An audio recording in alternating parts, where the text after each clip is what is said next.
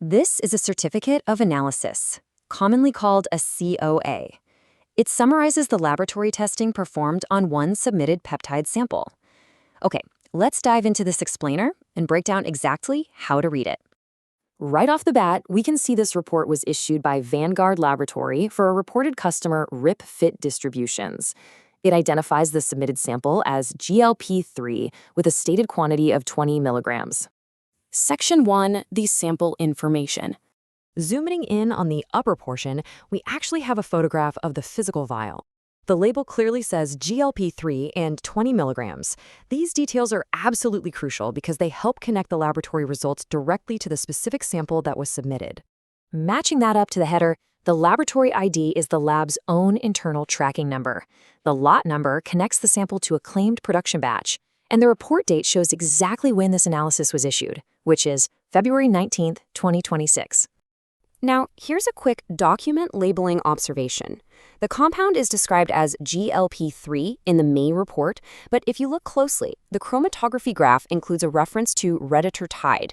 We're just noting this difference without speculating at all about why those names differ. Let's move to Section 2, decoding the chromatogram, and see how this builds. This graph right in the center of the page is called a chromatogram. It was produced using HPLC, or high-performance liquid chromatography. Simply put, HPLC separates detectable components in a sample as they pass through an instrument. On this graph, the horizontal axis shows time in minutes, and the vertical axis shows the detector response. Basically, peaks appear whenever material is detected passing through. To put that into perspective, imagine several runners moving through a course at different speeds. Each substance reaches the detector at a different time and creates its own distinct peak. The large, dominant peak near 11 minutes represents the main component.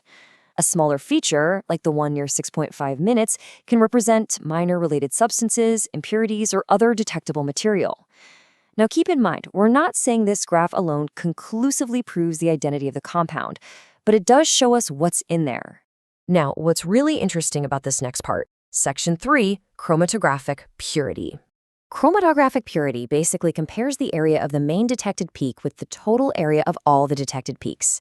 A result here of greater than 99.80% means that nearly all of the integrated UV detectable chromatographic area was assigned to that main peak under this testing method.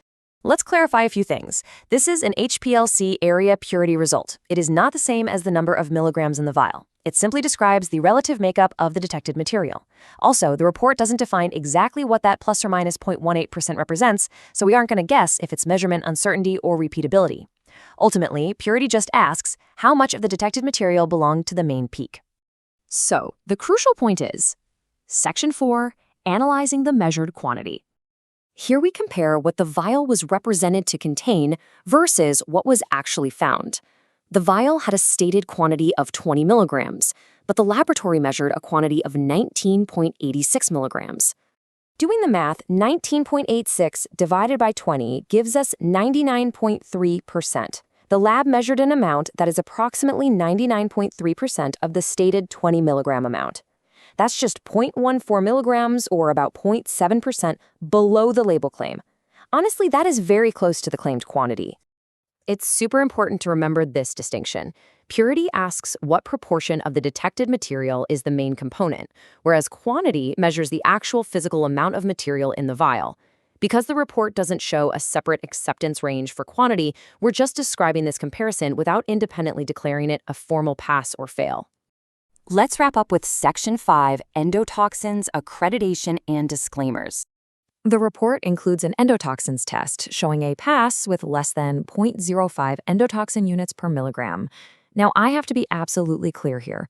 While this is a standardized check based on USP and FDA thresholds, a pass result on a research COA absolutely does not mean this product is safe, sterile, approved, or suitable for human use. It is strictly a data point regarding bacterial byproducts. Right down here, you'll spot an ISO 17025 accredited laboratory standard mark. This shows that Vanguard Laboratory adheres to specific, recognized analytical testing standards, which definitely adds weight to the reliability of their methods.